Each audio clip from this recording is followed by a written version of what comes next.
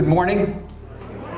Welcome to Can They Do That? To the U.S. Constitution in Today's America, which is an attempt to contemporize the U.S. Constitution. That while we'll talk about some of the historical bases, it's really to look at the Constitution as it affects today's America.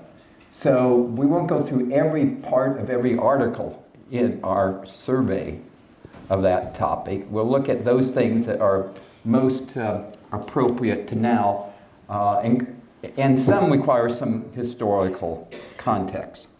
Okay, let's go into some detail.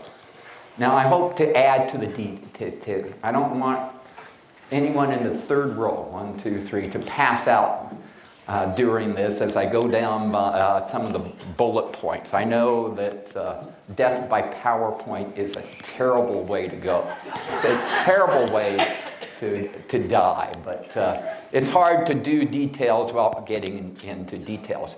In our second class, we talked a lot about the Article 1 in terms of the Congress.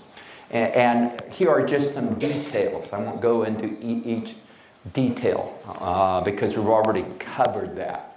Talked about the House. We talked about the Senate and how the Senate wasn't directly elected by the people in all the states until 1913 with the passage of the 16th Amendment to the Constitution that required direct election of U.S. senators. Some states had gone to that. Many states had gone to that. Let's talk about in some detail now on some limitations in Congress.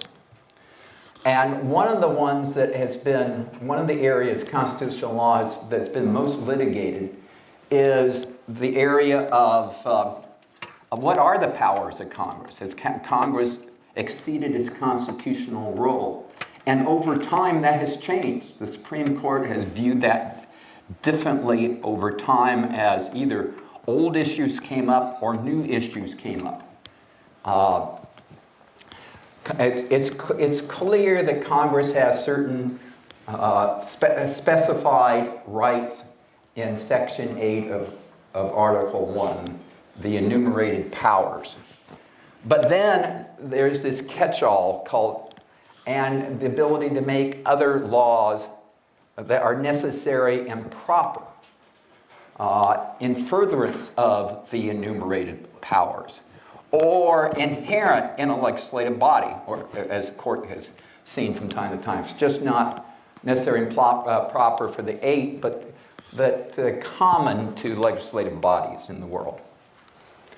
We also have a series of limitations based upon what was happening, particularly in England, in terms of congressional or parliamentary excesses, or excesses of the monarch. The first of which is habeas corpus. The Congress could not suspend the right of habeas corpus except for rebellion and insurrection against the United States. Habeas corpus is literally, I'm sure there's more than one Latin scholar, have the body. In essence, a judge can grant a writ of habeas corpus in which the person who has custody of that person who is somewhere in confinement, bring that to me so I can, as a judge, determine if you're properly being held. Now that's a tremendous power in nations, particularly in totalitarian nations, but in some nations that are also generally considered free nations, in which the government can grab someone under certain circumstances and hold them, and the person doesn't even know what they're being charged, or have no right to say they're being held for an illegal reason. So Congress could not suspend the right of habeas corpus, except in times of rebellion and insurrection. Congress could pass no bill of attainder. And what's a bill of attainder? That is a legislative body declaring that that person has committed a crime and sets the punishment without any trial. It's a legislative indictment and trial of a person. No bill of attainder. Which goes hand in hand with this one. Well, not this one. No ex post facto law. That was a connective bullet point. I'm sorry. No ex post facto law. That is, you can't declare after the fact that what you did was illegal. Now, that seems very common sense, but had been done. Had been done. That should be illegal. We have that in our system now, except with hundreds of years of laws. Usually something can be found if you did something outrageous. But sometimes we don't have an appropriate law. You just can't say, you can do it in the civil law in many cases, but you can't do it in the criminal law. Now, that does not, however, say that you can't go backwards and say, yes, that was illegal at the time you did it, but we'll give you amnesty, or we'll commute, or we'll pardon you for that act. That is expressly allowed in another section of the Constitution. So Richard Nixon could declare amnesty to those who went to Canada and other countries during the Vietnam War to say you can come back to the U.S., arguably you committed at the time, either to avoid the draft or for other reason, you left the country illegally, but come on back. That is legal. Now this seems like, why would someone do this? No title of nobility may be granted. Well, because that's what the Parliament had done. And then there's this section that is still being litigated in two different courts, federal courts, including one now is up to an appeals court. No member of government shall accept any gift, emolument, office, or title of any kind whatsoever from any king, prince, or foreign state. By the way, you can accept something from prince who died, but you couldn't do someone with nobility as a prince. That's an aside, little known fact. Congress has the exclusive power of taxation and spending, and we know that that's being litigated now in some of the president's action on the border wall. How explicit must a violation of that be? And Congress may pass laws over the veto of the president with 2/3 vote of each house. Because that was one of the big complaints against the colonial governors, the ones appointed by the crown, was that they could say to the colonial assemblies, nope, that's not going to go in the law, without any right to override the action. Congress also has the power to initiate constitutional amendments. Very important right. One that we haven't done for a while, but one we may be getting to a period in American history that we might again be back in the amendment process at some point in the future. Congress must authorize the national military, its organization, its leaders, its size, its budget. Because one of the big fears of the Constitutional Convention and the ratification convention was that you would have these standing armies, standing national armies that would suppress individual state actions or the rights of individuals or groups, so that the creation of a national government that didn't occur initially was left to Congress. However, the the president, we'll get to the president really quickly, was the commander-in-chief of the state militia. So the militias were in existence because they had to do a number of tasks, including, in many areas, fighting the Native Americans, or initiating fights against the Native Americans, and some other perspectives. So Congress has a big say over the national military. And an essential issue, and we're going to drill down on this, is the right to declare war. That the executive had that power in so many other forms of government. That the framers of the Constitution said, in America, it's going to be the Congress to do that. And why? Why would they say that? Well, one, they felt that declaring war was one of the best excuses for the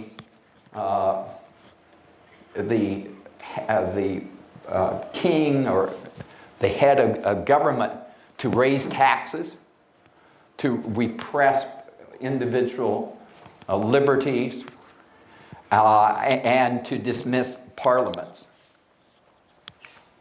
So let's start our discussion with Professor Tom Campbell talking about the congressional war power. And I have to admit, I admitted the last time that my question was longer than the answer. I know that now. I don't think it's in quite that way in this time. He talks. He talks. Professor Campbell, welcome to OLLI. Thanks, I'm happy to be here. We're very much pleased that you're with us. I know you would have been physically with us, except for the direct conflict with the time of our class, and I so very much like to thank you on behalf of all our members. Let's start with this. This is a class on the Constitution in today's America, and our members are of two retirement generations. What constitutional principles would you think are very relevant to share with our membership, considering the life experiences our members and people of our generations have had? Well, let me begin by complimenting you personally and OLLI for the opportunity that you create for all of us. The most important lesson, I would say, that needs to be perceived and maintained in the Constitution is the separation of powers, that no one branch be given the opportunity to expand beyond the dimensions that the Constitution created for its limits. We've seen this most recently, I think, in the area of war, where since the Second World War, Congress has never actually declared war. Yet the Constitution says it is Congress's responsibility to declare war. The consequence of that is the presidents, both political parties, have engaged in war without the express involvement, the commitment of the people's representatives in the House of Representatives and the Senate. And that runs the danger of getting us into too many wars, getting us into wars where the United States commitment or resolve is not clear, and fundamentally gives up the people's right to control whether we should be in war or not. People control their elected representative, their House of Representatives person in particular, with a degree of authority much more than the president. So I would say the most important thing the present system needs is referral again to the separation of powers, and the example I would give is the war powers. Well, the war powers, let's talk a little bit more about the war powers. If a branch forfeits its prerogative, it expands the other branch. Well taken. Normal average citizens may not have an opportunity or standing to go into court and say the Congress didn't exercise its responsibility or the executive overstepped its responsibility. Sometimes war is a difficult issue, isn't it? It is. A difficult political issue. Sometimes, like on World War II, when on December 7th, that wasn't a hard decision, but what about humanitarian crises in Africa? When do you go to war? What about you know, the long war against terrorism, non-state actors. That presents real challenges to Congress, and you say there may be a tendency in the part of Congress to kind of back away to the executive and let them go down that path. That's unfortunately true.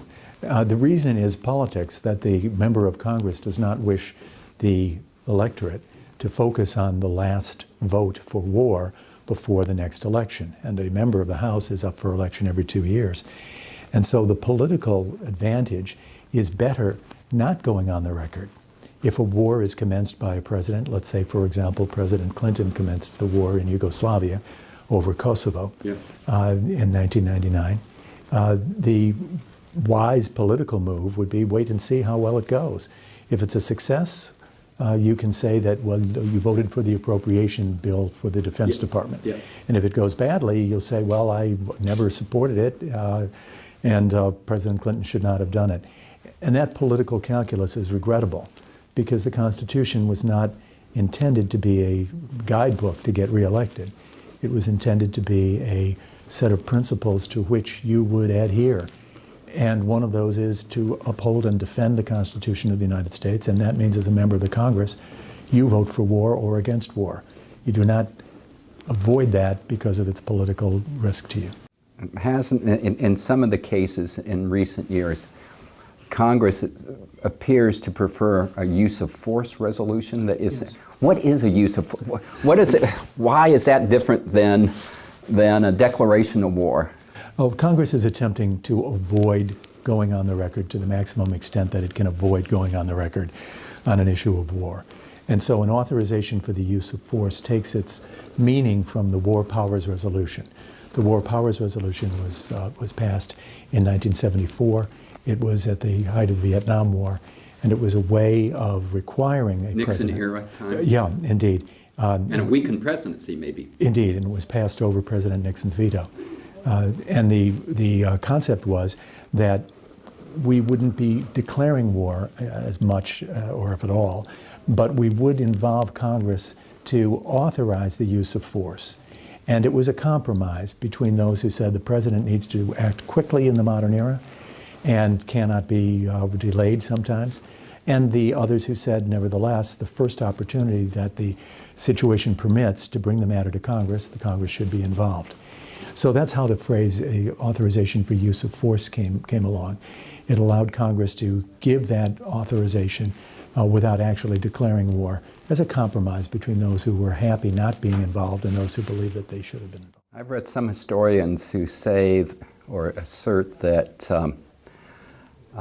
the war power was a very important consideration for the founders because of the experiences in Europe in which monarchs would get into war, then require taxes to pay for them, would requisition troops to go fight them, and the new republic of this country would want to place that expressly in the congressional powers in Section 8 to avoid exactly what you've been talking about, that you don't give up your powers. And your reference to the European example of kings is very apt. There is a remarkably prescient expression by Congressman Abraham Lincoln in 1846, in which he said that the waging of war was the most oppressive of all kingly oppressions. And our founders were therefore very concerned about restricting that oppression not be able to be imposed on the will of a single man. I'm paraphrasing it, but it's pretty close to what he said. And he was, of course, later pressed into war when the Civil War occurred, a very, very difficult constitutional issue because there was nobody to declare war against. Yes. But in 1846 there was, and the issue was, shall we go to war with Mexico? Yes. And Congressman Abraham Lincoln voted no. Yes. Not to go to war with Mexico. And he said that President Polk needed to get a declaration of war. President Polk had argued that in that Santa Anna, the Generalissimo of Mexico at the time had moved into parts of Texas that he claimed were still Mexico, that constituted enough of a premise for President Polk to send troops since Texas had become part of the United States. And Abraham Lincoln said, no, you need a declaration of war to avoid the most oppressive of all kingly oppressions. Isn't a footnote to that Congressman Lincoln then lost his seat because a lot of Americans thought that was a good war because of the outcome? That's a very nice point. He did lose his seat. I don't know if that was the reason. I'd have to study the local conditions of Springfield, Illinois in 1848 to find out. So Congress doesn't like to declare a war. Never did. James Madison in the Constitutional Convention and in the ratifications talked about how Congress would be a great check. But then when he was president, he didn't want to initially go to war with Great Britain, but popular sentiment overwhelmed him, and he thought, and we went into the War of 1812. As those of you who have particularly followed that issue know, was at best a draw. At best a draw. Okay, other powers of Congress includes establishing uniform rules for naturalization, copyright, patents, and bankruptcies. Very important powers of Congress. And exercise jurisdiction over the seat of government, what we're now District of Columbia, and establish post offices and post roads. Matter of fact, there was a lot of constitutional debate whether or not there could be a federal highway system or ever any federal roads. That was a big issue up until the Civil War. And the way they worked around it was they decided to, any areas they wanted to put federal money into, they called it a postal route. Postal route.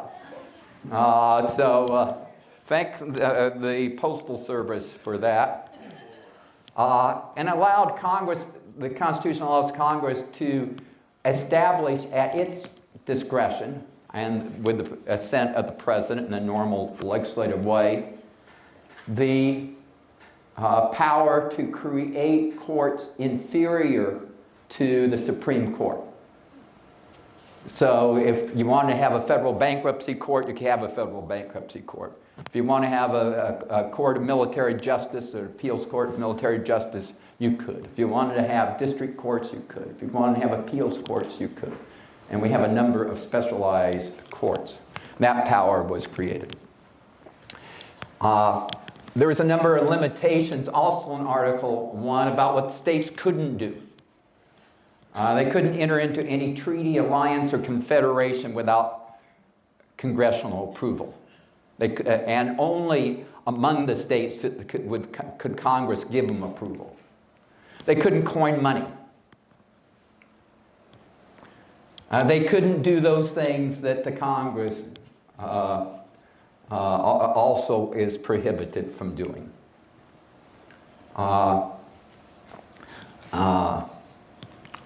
And limitations on their right to have armed forces. Okay, that's Article 1. That's the Congress. There's some highlights between the last two Congress. Let's talk about the presidency. We know that the Constitution provides for an elected president who's the head of the executive branch. We know that he's elected by an electoral college, and we'll talk a lot about that today.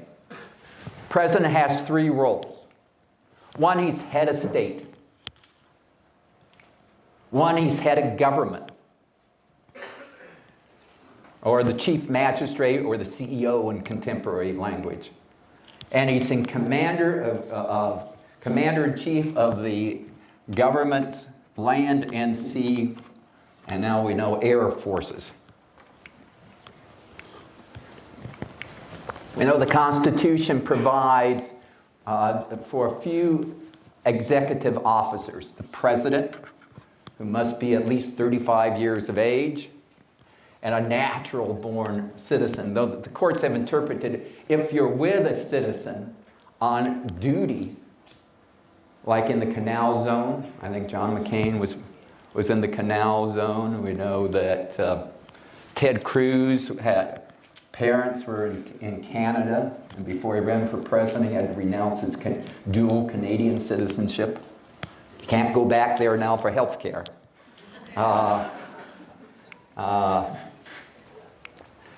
We know we have a vice president who must reside at the time of election in another state than the president, so you couldn't have two Virginians. And a successor if the president dies or is incapacitated. We know he's also the president of the Senate, presides over the Senate. Though the first Congress made sure that after John Adams wanted to talk about almost on any issue, they passed a rule in the Senate that he could only preside. He didn't have the power of debate. Though I don't know if that's a constitutional provision. I don't think it is. But I think they like that system. And it talks about the heads of government. The heads of departments also in Article 2. Term of office, we know 4-year terms. We know the 22nd Amendment was passed during the Truman era after Franklin Roosevelt sought and successfully his 4th term and then died fairly soon thereafter, that no one can hold more than 2 terms as president. During the end of the Reagan years, there was some interest among some members of Congress to pass an amendment to allow an additional term, but that didn't go anywhere. So let's talk about how the president gets elected, both in historical terms and as it affects us today, and how we do it in California. How do we pick our electors? So let's drill down. Federalist Paper 68 talks about the mode of electing the president. These Federalist Papers were letters, long letters, sent by 3 persons, Hamilton writing many of them, to newspapers, basically saying why this Constitution should be ratified in your state. And they were signed they didn't actually sign them, they signed it under pen names. In Federal 68, the role of the Electoral College is to prevent individuals who are unfit for a variety of reasons to be in the position of chief executive of the country. Well, how has that worked out? And for the most part in American history, it's worked out just fine. But James Buchanan, just before the Civil War, and is generally considered the worst president in the U.S. history, didn't work out well in the process that selected him. Well, Electoral College, let's talk about some of the reasons why it came into being. It's a convenience, and it's a major compromise. Let's talk about the convenience. In the times in which the Constitution was being framed, it seemed impractical to do a national popular vote. Some states had different suffrage requirements. Some had lots of property, some had no property. Of course, there was a lot of people excluded. Only one gender could vote. And the distances and this suffrage. Also, there wasn't a common media tying together a citizen of Georgia with a citizen of Vermont. How would you get to know the candidates? And Washington set the tone that for many presidents that it was unfit to campaign for president. So if they want you, they'll call you. We do that in OLLI. by the way. No one's campaigning for anything. Please, no, not me.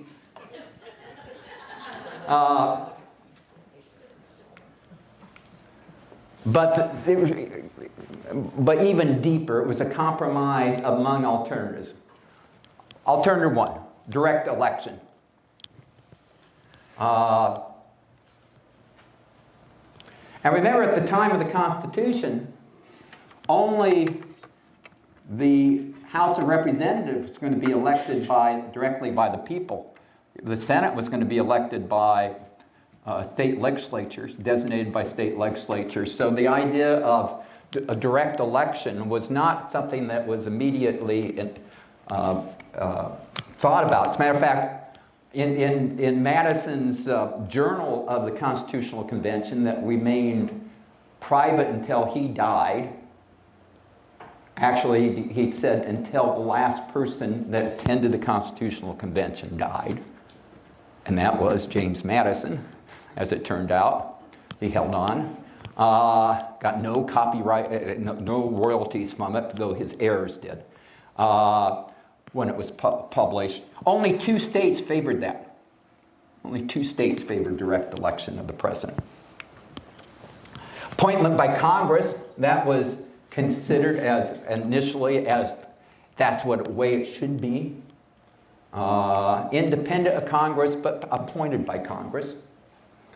The third alternative that was seriously considered was appointment by either state legislatures or governors as a way of selection. So the compromise of Electoral College was decided upon to, one, enhance the state role in selection, especially by small states, less populated states, and two, further separate the government branches to prevent foreign-backed influences and political cabals, because it may be amazing to you that sometimes foreign countries could get involved in American elections. Hard to imagine. If you go back to the early times in America, the French were very much involved in politics in America, and of course the Brits were too. Electors cannot be members of Congress or anyone employed by the government or appointed to positions in the government. To many, the Electoral College, many framers and at ratification conventions, many said, really, the Electoral College is going to be more like a nominating body. It's really, no one's going to get a majority other than probably the first president, Washington, that would nominate people. 9 out of 10, said one delegate, would 9 out of 10 presidents would be elected by the House of Representatives. Only one. Oops, I think I missed my sequence here. 19 out of 20. George Mason. In 8 of 13 states at the time, the state legislature elected the governor. So remember, this popular sovereignty was really not a widespreadly held view. And in 2 states, if no candidates received a majority running for governor, the legislature had the power of selection. So Electoral College was seen as being based on democracy, but designed to be above its excesses and parochialism. Now, we also had the issue that, remember, that the apportionment of the House of Representatives was based upon not only the people in the state, but also slaves held as property under the 3/5 rule. So though initially it gave a little bit more authority to slaveholding states, though that may be overstated. Matter of fact, some recent scholarship, including an article on that scholarship published in the New York Times in the last week, talked about really that was not a key consideration in the Constitutional Convention. As a matter of fact, some of the states who voted, some of the delegations that voted against the Electoral College were from the southern slaveholding states. If based upon the allocation of slaveholding versus non-slaveholding states, that the difference would have been only about 1% looking at the initial numbers. So it had a very minimal influence. And of course, that went away by the 13th Amendment that abolished slavery.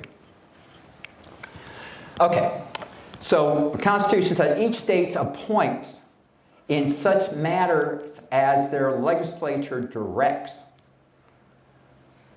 a number of electors equal to their senators and U.S. senators and representatives. That brought out an issue before the Supreme Court on legislative apportionment that talked about, can that authority be delegated to the people by initiative as it was? And the Supreme Court ruled 5-4 that yes, it could be, but the fifth vote is no longer in the court, which was Justice Kennedy. Can you further delegate that to the people? So can you do an initiative in California to change how we do the electors? Well, maybe now, maybe not. Of course, we know that when we vote for a slate of electors. We vote for presidential electors for president and vice president.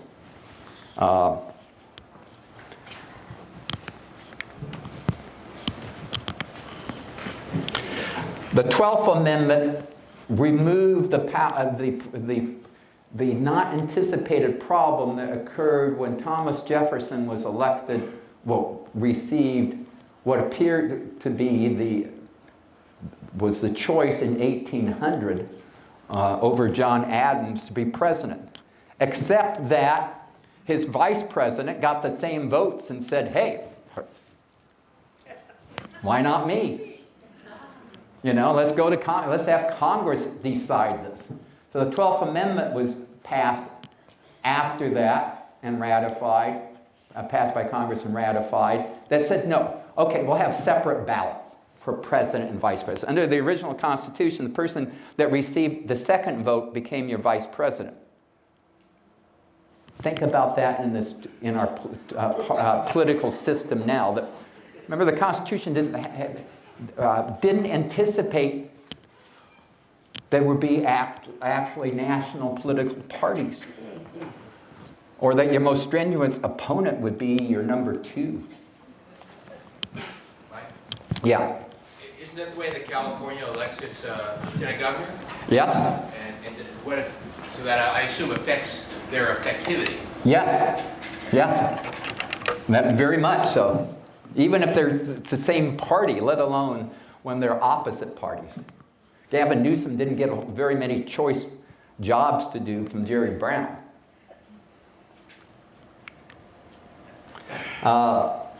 Electors' names in their ballots, the person voted for president and vice president. That's the 12th Amendment. Okay. In California, here's what we do. By October 1 of the presidential election year, each national candidate for president must file who their electors are with the Secretary of State. Each party in California, under California law, decides who those electors will be. Democrats say, hey, our nominees for Congress and our last two nominees for U.S. Senate will be our electors. for our candidate. Republicans have a much more complex way of doing it, in which they take some of their elected officials, some of their major volunteer group leaders, and have them be designated.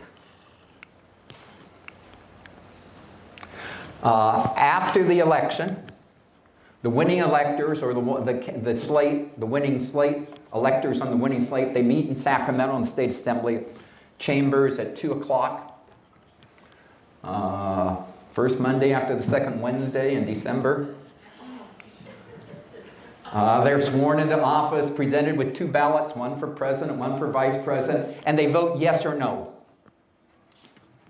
Yes or no. Kind of an interesting ballot, yes or no. The votes are tallied at the meeting and announced. Now, once it gets back to Washington, D.C., the Senate opens the boxes with the ballots and counts them for president if it appears that someone won a majority of the electoral votes. If no one receives a majority, the House of Representatives chooses among 3 candidates having the highest totals. And regardless of the number of representatives a state may have, they only get 1 vote per state. So the delegation in the House, California may have more than 50 members of Congress. The state of Montana may have 1. They each have 1 vote. They each have 1 vote. If after trying and trying and trying, to select a president, the Congress doesn't do that. Took 36 ballots to choose Thomas Jefferson over Aaron Burr. 36 ballots. Then the vice president shall act as president, as in the case of disability. Now, in 21 states, you can have faithless, and this has nothing to do with the belief in a higher power. But you can have faithless delegates, electors who can decide, no, I'm not going to vote for that person. I vote for myself. I vote for, the other party. I vote for Mitt Romney, I think one elector did. Only 29 states and the District of Columbia requires presidential electors vote for the candidate that they were selected to represent. Some states say you just got to sign this oath or sign this affidavit, you're going to do that, and then you have a civil power to go after them if they don't. Just a few states have criminal penalties, and those criminal penalties tend to be misdemeanors.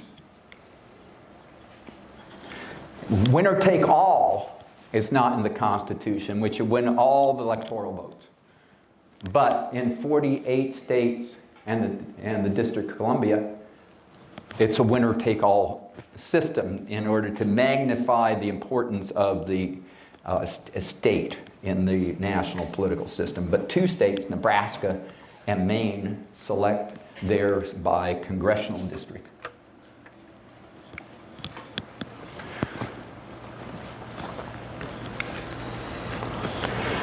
Okay, let's. One of the things that the Electoral College has become in contemporary times is it tends to be biased towards states in which are states at the margin between the 2 political parties, the so-called cliffhanger states. And that hasn't always been in American life. Matter of fact, we live in a kind of a unusual time in the last 20 or 30 years in which national elections have not been blowouts. Go back to the Reagan re-election and the Nixon re-election, in which you had blowouts in which you win almost all of the states. 4 times in American history, the Electoral College winner was not the popular vote winner. 4 times. In 1876, in 1888, in 2000, and 1824. 1824 is interesting. You've heard about may have heard in American history about the corrupt bargain. It looked like Andrew Jackson got the most votes, but some scholars went back. If you count the votes for the legislators in the states that pick their electors by legislatures, actually John Quincy Adams had the most votes in that election.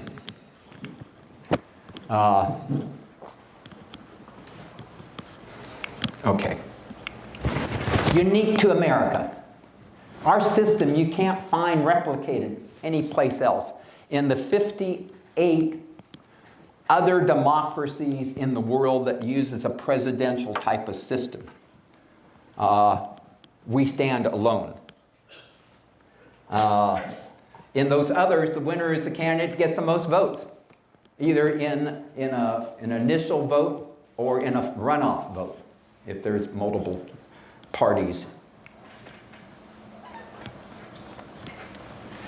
The Electoral College setup means that a candidate who wins narrowly in many states, many small and smallish states, can beat one who gets more votes overall, but racks most of them up in big majorities in a few big states. LA County is in red on this chart. The population in LA County is greater than any of those other states in blue. Now this was a meme, and some people misinterpreted the slide and said, you mean all those others less than LA County? No, LA County is more than any of those other parts of America, by the way. Where do candidates campaign? Well, in recent elections, look at where they campaign. Do they campaign in all those states? No. They campaign in Pennsylvania, and Ohio, and North Carolina, and Florida, and no one goes to Oklahoma.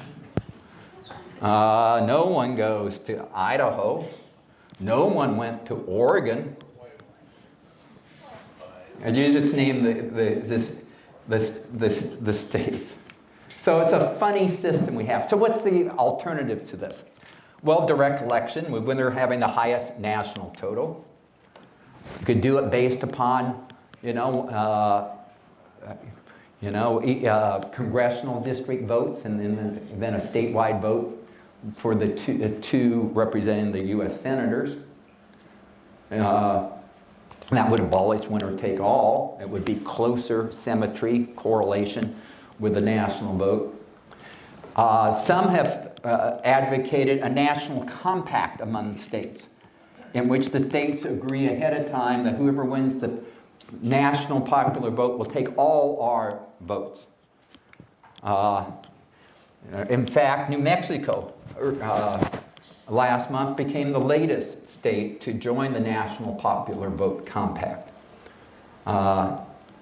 And the month earlier this year, in February, Colorado did too. A total of 15 states have joined that so far. Unfortunately, those 15 are not enough to have the 270 you need to actually sway that, and it is of arguable constitutional validity. And couldn't an individual state, who didn't like the election, pull out of the compact? So there's a lot of, and The states that are not in the compact are either states that are considered now Republican-leaning, Republican-based states, or states that are so-called purple states, in which they kind of like candidates coming and competing in their states. And the Constitution is very hard to amend. Article 5 Constitution can be amended only in two ways: with a 2/3 majority vote in both the House of Representatives and the Senate. I guess I didn't put the Senate in. Presidential approval not required. That's to just get it out to the state. And by constitutional convention called by 2/3 of the state legislatures. And ratified by the legislatures of 3/4 of the states. Makes it near, if it's seen as a partisan issue of amending the Constitution, it's practically impossible, particularly if you have time limits. So there's a de facto 13-state veto any change to the Constitution. The rise of the two-party system has made a change in the Electoral College very, very difficult. And public opinion polls have shown that when Republicans were disadvantaged this way, they liked changing it. And now Democrats who said, how can Hillary Clinton get 3 million more votes and not be president? You know, that must be a corrupt political system. We want to change the Electoral College, and it becomes a partisan issue. Look how Republican support have changed over the years in terms of changing the Electoral College provision. Okay. Let's move on. Let's talk about presidential powers. The executive power is vested in the President of the United States, a contemporary constitutional issue. What does the unitary executive mean? Does that mean that all the executive branch authority, there is not, don't think of it as vested in the Attorney General or the Secretary of the Treasury. All power goes to the President, and the President decides whether or not to delegate that or take back the delegation. Contemporary constitutional issue. We know about the President being the commander-in-chief. We know the President can ask for opinions from his people in the executive branch. As a matter of fact, after Abraham Lincoln was assassinated and Andrew Johnson became president and later impeached but not removed as president, the principal issue was, can the president remove a cabinet official? Because if we have to provide advice and consent to approve your presidential appointment, shouldn't we have advice and consent on removing it? And they impeached him. And the House impeached him and went to the Senate, and by one vote, he remained as president.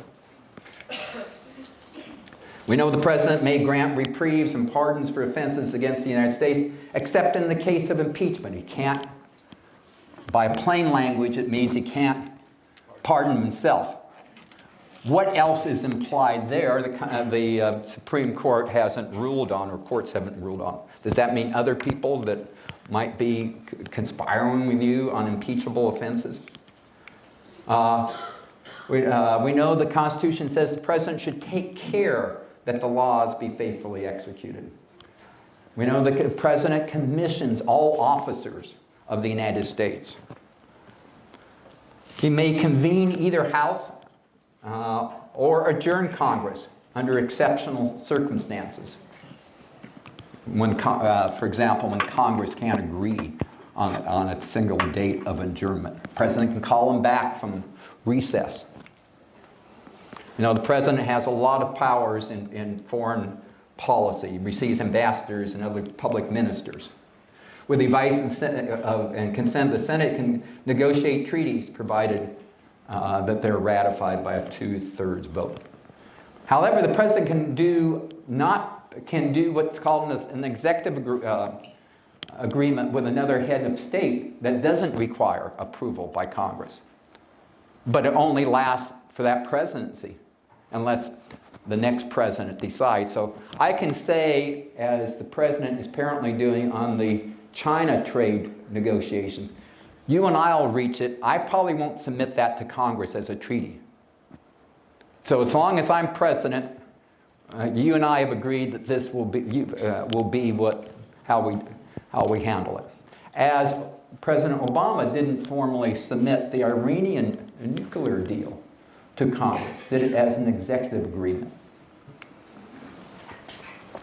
With the advice and consent of the Senate, can appoint ambassadors, as judges of the Supreme Courts, and other officers that Congress shall require him to, and he agrees to.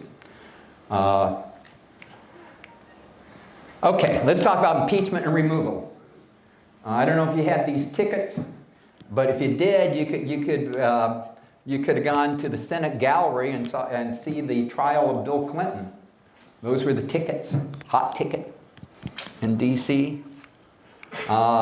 President, Vice President, and all civil officers of the United States, including judges, may be removed from the office on impeachment for and conviction of treason, bribery, other high crimes and misdemeanors. Now, high crimes and misdemeanors go all the way back in English times to one of their trading companies and removing the head of that trading company. And the basis was they committed a high crime. Its definition is not provided in the Constitution. According to Professor Campbell, I want to probably do this during the summer. Here's what he says. It's a political act. It can be anything that you can get 2/3 vote on to remove the president. A majority vote in the House, 2/3 in the Senate. However, if you're a member of Congress or a senator, you also have to stand for re-election. There has to be general public support for that. So it's not just you doing it, it's really the people are doing it through you as their instrument.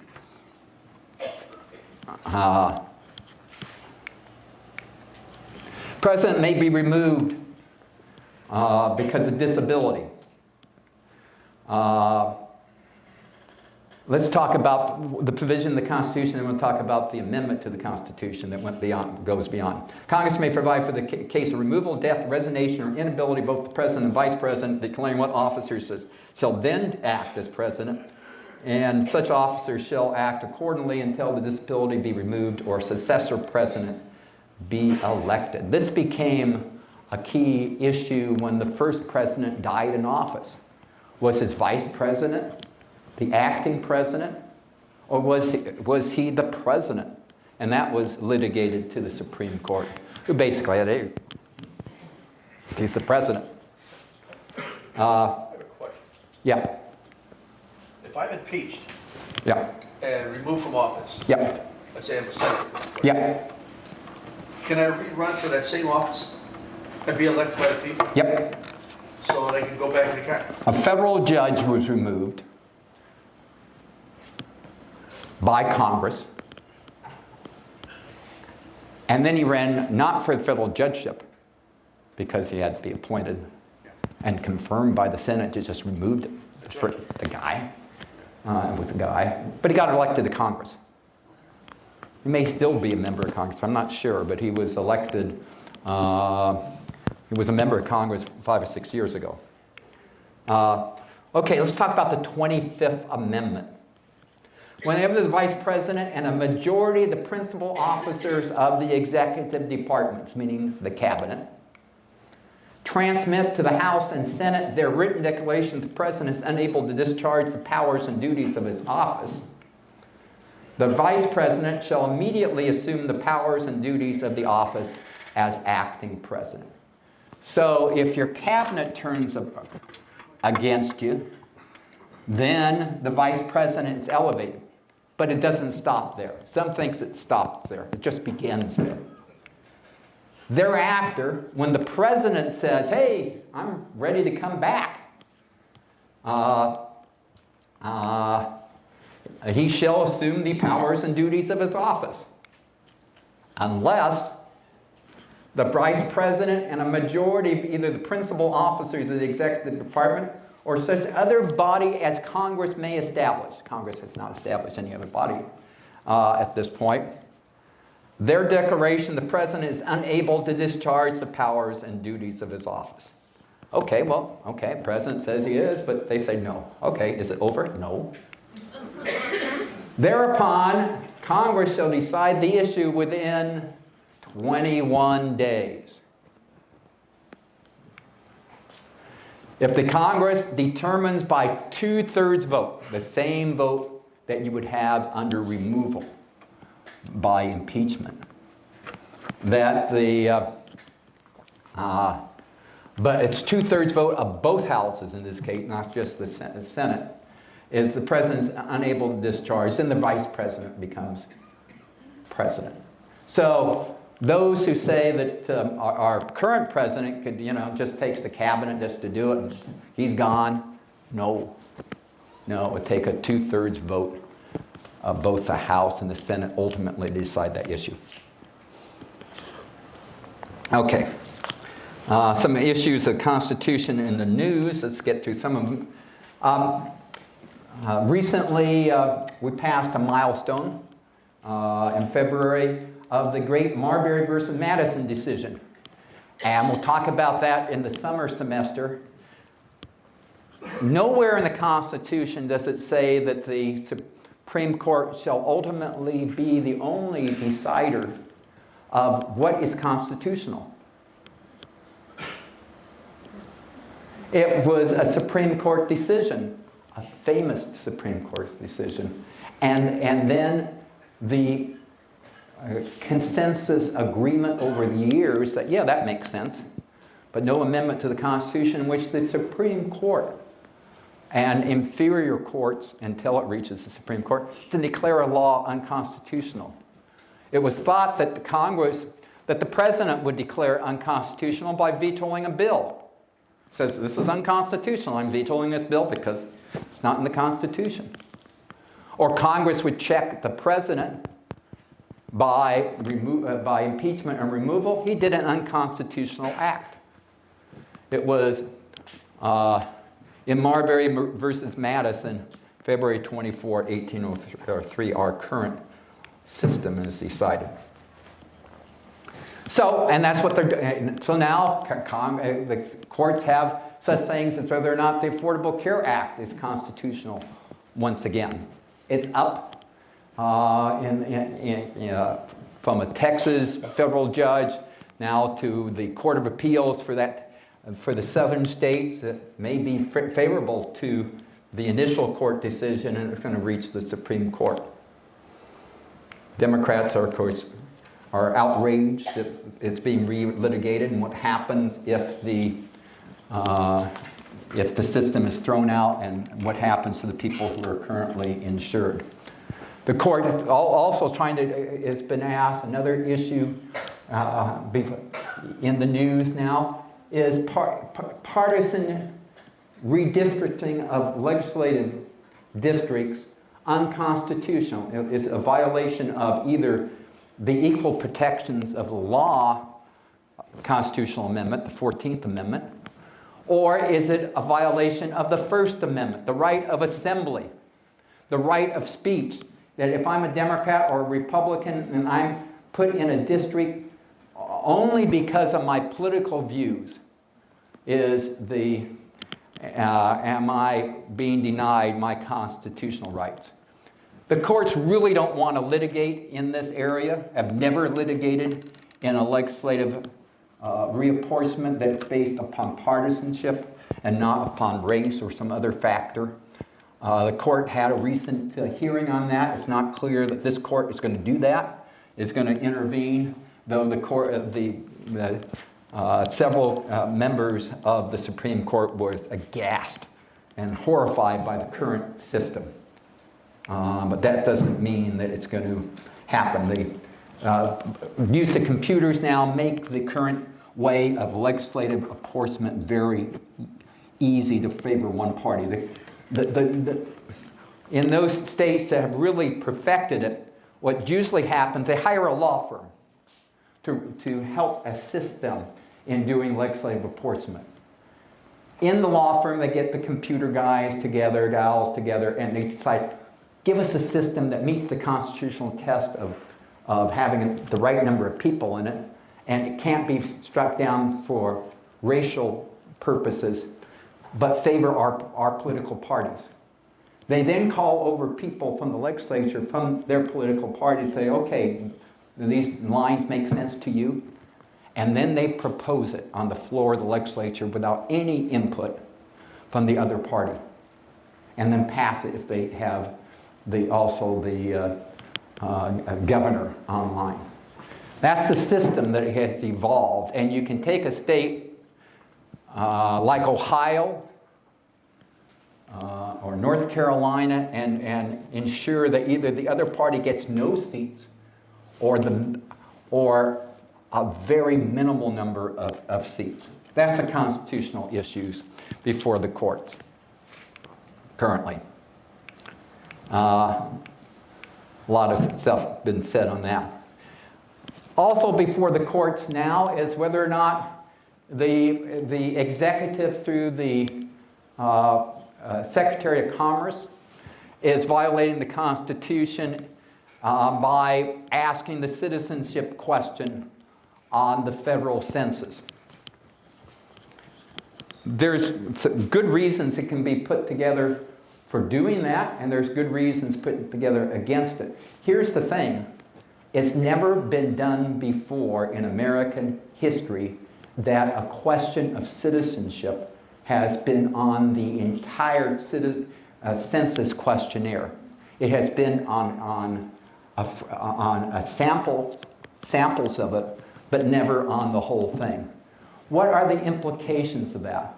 Well, under the Supreme Court rulings, that you can apportion legislative district on the number of people in a district and not on the number of citizens in the district. And in California, that is very clear. The number of people in Latino-dominated districts are much smaller than people in districts with very few Latino. Very small. So that could lead to a reallocation through the census. The number of congressional seats reaching California could reach 4 or 5 or more seats that California would lose to other states.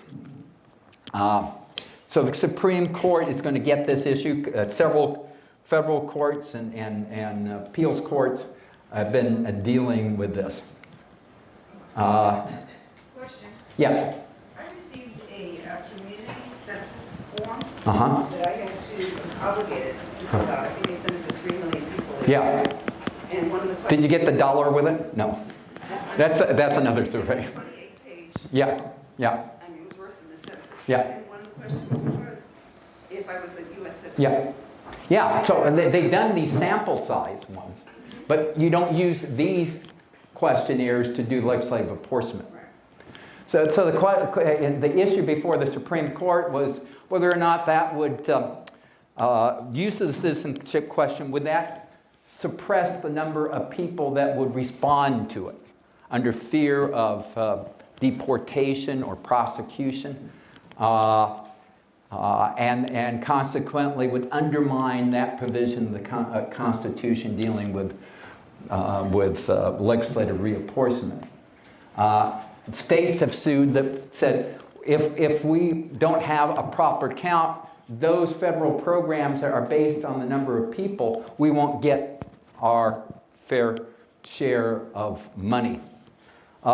Professor Campbell thinks, and again, I'm going through a lot of his stuff, we'll see more in detail in the summer, we're going to end with the professor, is he thinks that is constitutional. He thinks ultimately it is constitutional that the president can ask, or the census can have the citizenship question, though that is a close call. Justice Thomas raised recently whether or not the First Amendment dealing with libel laws, that is the First Amendment on freedom of press, that our current libel law based upon a decision related to the New York Times, that basically if someone is a public citizen, you can almost, is a public figure, you can almost say anything about them with a defense that you can always retract that information if additional information comes to you. But you basically can say almost anything.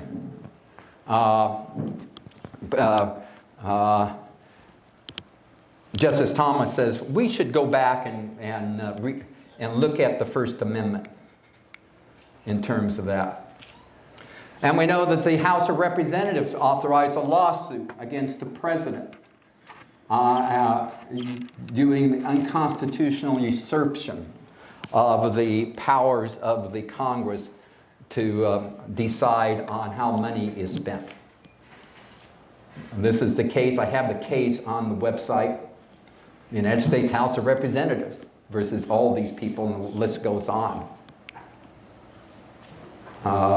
First line, this case arises out of the unconstitutional action taken by President Donald J. Trump's administration to conduct a wall along the southern border of the United States. Pretty clear language. We know that the state of California and other states are suing the president, considering some of his actions. He's gone beyond the Constitution and statute in dealing with so-called sanctuary cities. And we know just yesterday, another federal judge granted an injunction to go into force on Friday against the Migrant Protection Protocol put out by the Department of Homeland Security that requires people seeking sanctuary to be held outside of the United States. Current law says you can come into the U.S. either and seek sanctuary. Not that you can, and by the very nature being in the U.S., you're not seeking sanctuary status. You're not, you have not, you're in illegally, but you are legally seeking sanctuary status. So, okay, we'll go more. Okay.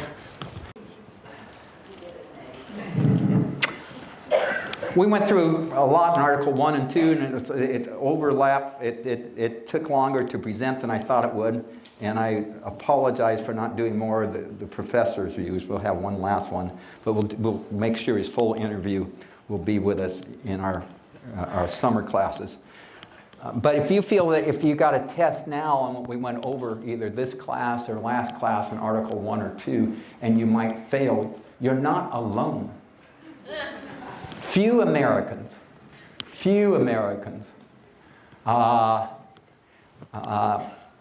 a good grasp of American history, including the Constitution. In fact, on a recent study, only residents of the state of Vermont could pass even a basic history and Constitution test. And so you hear people seeming they're surprised sometimes by, you mean they can do that or they can't do that? Yeah, read the Constitution. Or read a book about a Constitution. Yeah, that's our form of government. California was only so-so on that national survey by the Woodrow Wilson Foundation. You see, the only green state is Vermont. For somehow people in Louisiana are particularly ignorant on the Constitution. Kentucky doesn't look much better. The South doesn't look much better. Of course, they're still doing, in their textbooks, the War of Northern Aggression. when describing the Civil War, the War of Northern Aggression. Okay.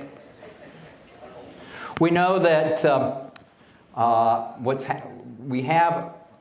let's talk about the impartiality of our judiciary. Let's end on this note. And it has been a controversial topic throughout American history, so it's nothing new.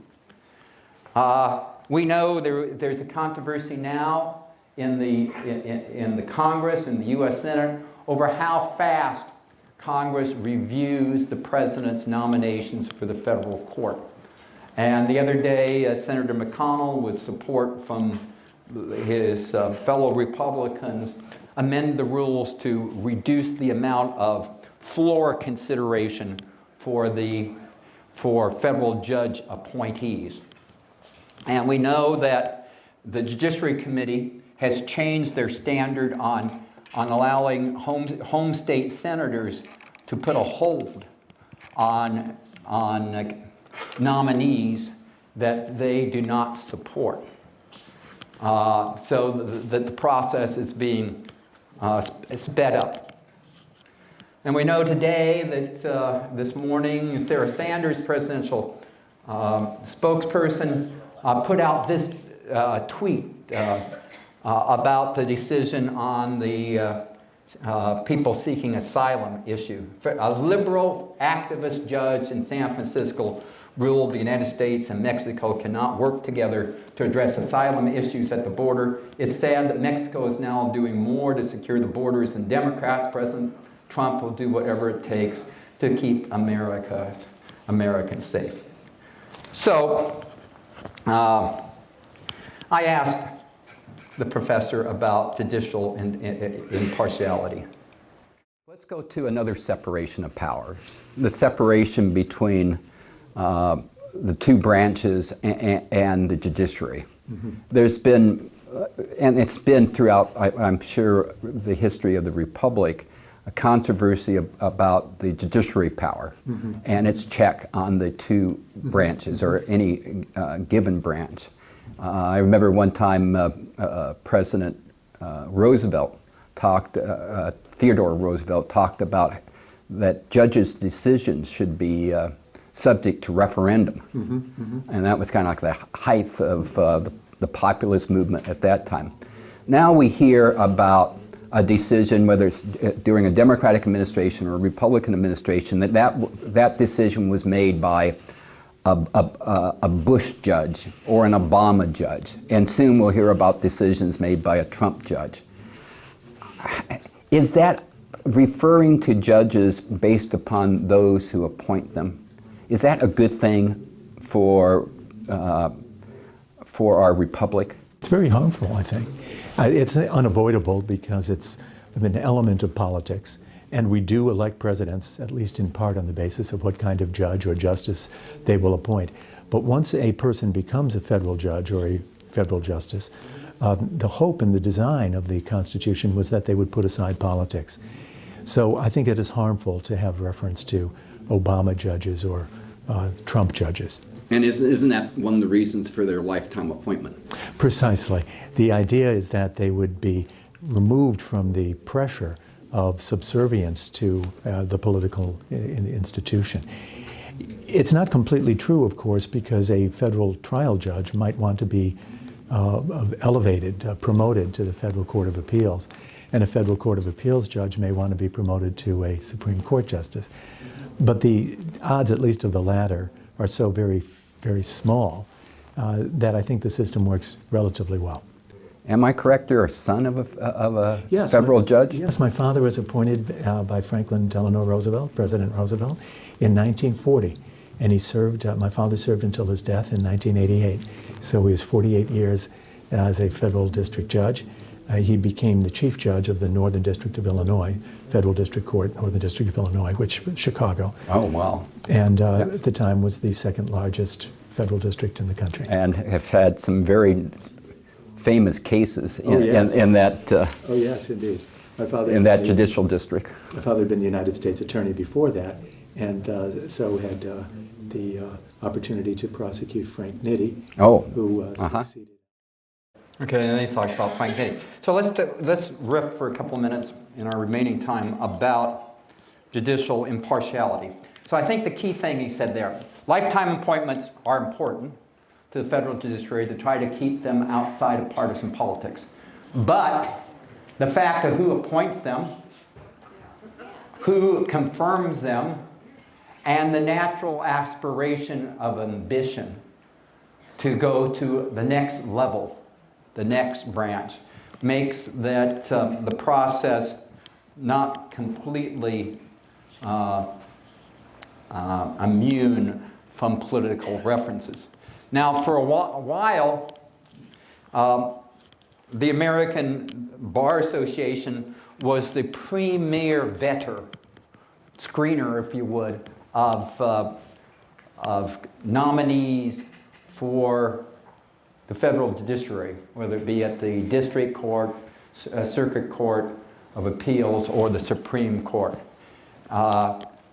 Over time, those who felt the courts were going too far and becoming too activist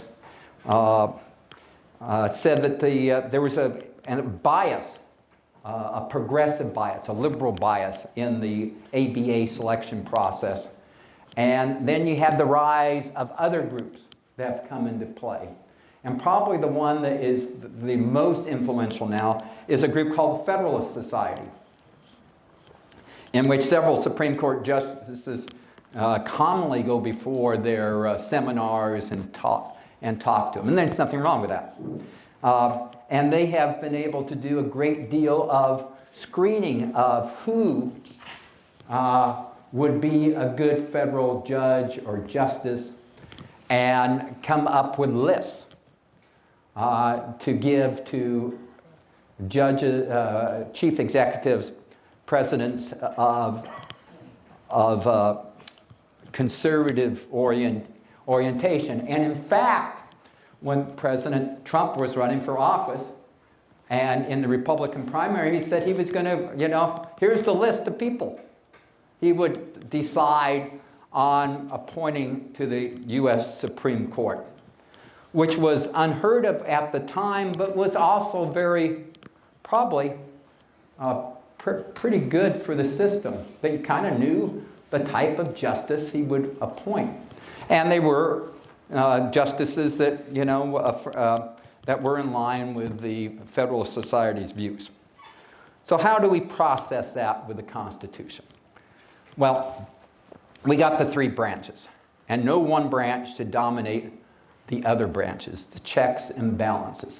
It's not unheard of that after 8 years of one party, their judges become a check for a while on the new gang in town.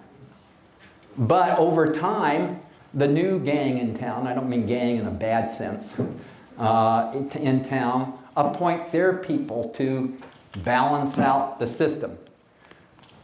Now, the quality of any given judge or justice has to be on its merits.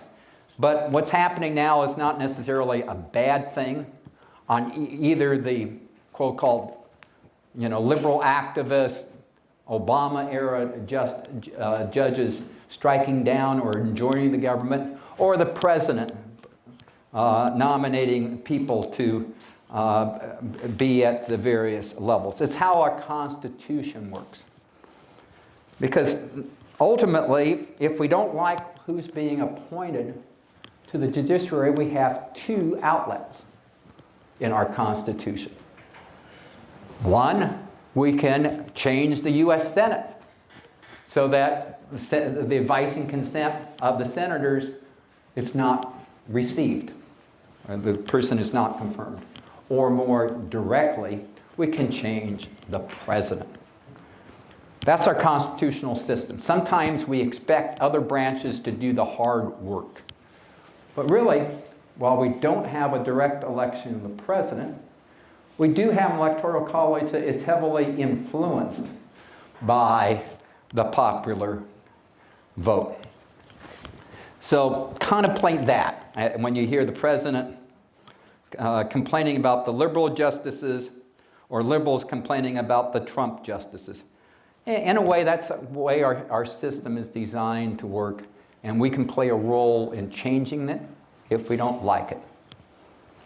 And in the summer, starting June 4th, we'll talk about the judiciary in more detail. I hope you come back. Hope you have a great summer. If you're in Bermuda, not Bermuda, in Jamaica, we'll be there. Bye-bye.